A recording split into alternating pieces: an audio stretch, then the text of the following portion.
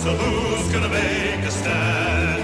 The 101 are taking charge. The line is drawn in the sand.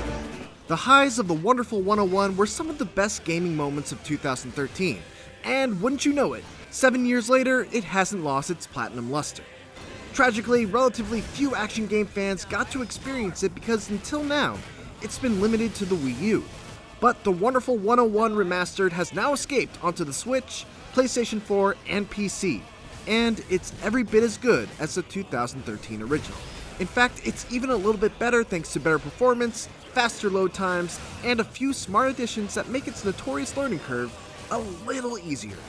I wish I had gone further with those and done more with the visual upgrade to justify the remastered label as opposed to just being a straight port with a few tweaks. But this is still the definitive version of one of the most refreshingly different and endearing action games ever made.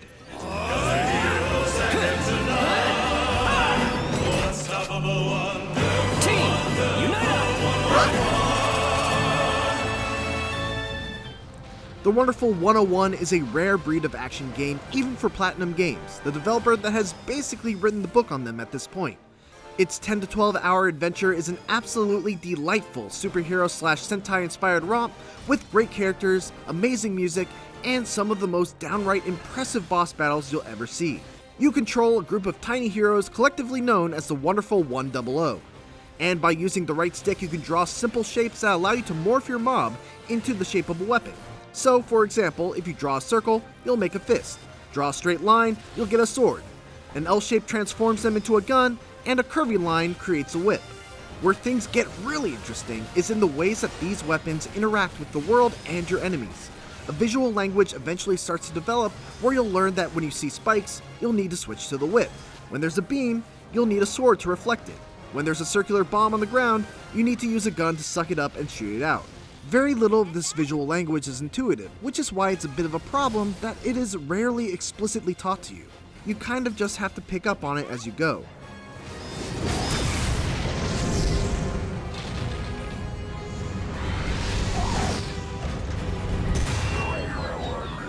It doesn't help either that Wonderful 101 is uniquely punishing if you don't know what to do in the moment. Getting hit, using the wrong weapon, or even using the right weapon at the wrong time can cause your group of heroes to careen off in all directions and leave you unable to defend or attack until you're able to gather them up again. Drawing specific glyphs can be finicky until you learn certain tricks that prevent you from mistakenly drawing the wrong one, and fighting enemies without knowledge of key weaknesses can be extremely long and arduous affairs without any indication that there's a better way.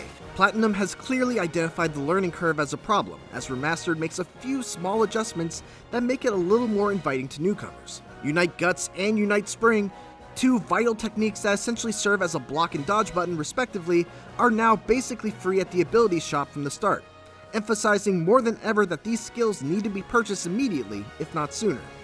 Likewise, Multi-Unite, another essential technique that allows you to create AI-controlled weapons, is now a recommended purchase in the shop as opposed to an ability that you have from the start. This is a smart change because you don't really need Multi-Unite for a while, and eventually you kind of forget that it exists by the time that you actually need to use it.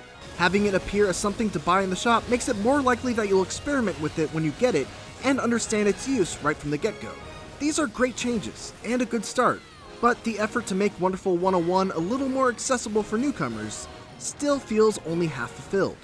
That said, it's important to emphasize that once you get over the initial hurdles involved with understanding Wonderful 101's combat, it becomes, well, wonderful. It's deep, flashy as all hell, and has a unique sense of freedom and choice. There's usually an optimal way to defeat certain enemies, but they often don't afford the kind of combo points needed to get you those platinum and pure platinum medals. So you have to make a choice of whether you want to play it safe and end a fight quickly, or be a little riskier and focus on bigger combos.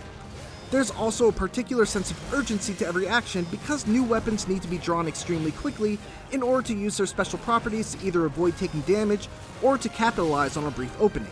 When you're able to nail those opportunities, it feels awesome. Beyond that, Wonderful 101 is one of the best action games out there when it comes to mixing it up. Most of the 9 operations have at least one segment that shifts genre completely. They're all fun in their own way and thankfully never outstay their welcome. Then there are the bosses. which are some of the most mechanically interesting and downright exhilarating boss battles I've ever experienced. Even 7 years later, I'd hate to spoil the best ones, but even when they're pulling inspiration from obvious sources, they still manage to burst at the seams with creativity. And if their epic conclusions don't make you feel something, you need to check your pulse.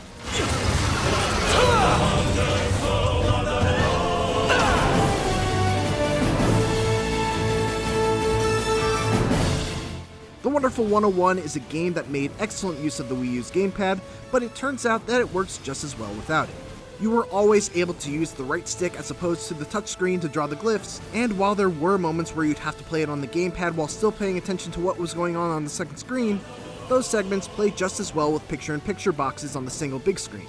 Performance-wise, I've only gotten a chance to play on the Switch and PC versions.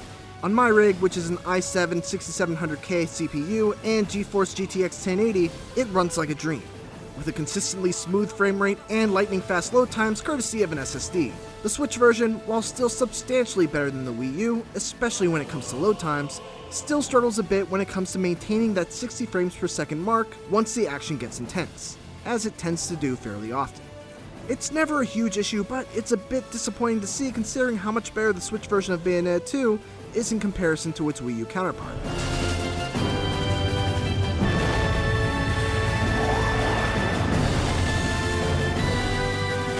As a remaster, this updated version of the Wonderful 101 is not going to impress anyone with its minor improvements to performance and the half measures Platinum takes to make it a bit more accessible to newcomers.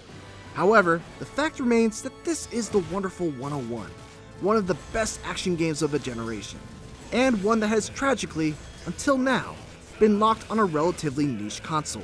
This remaster is the best way to play the Wonderful 101, which is something that I strongly recommend, especially if you're willing to power through the more unintuitive bits. Thanks for watching it. For more Wonderful 101 Remastered, check out the first minutes of the game.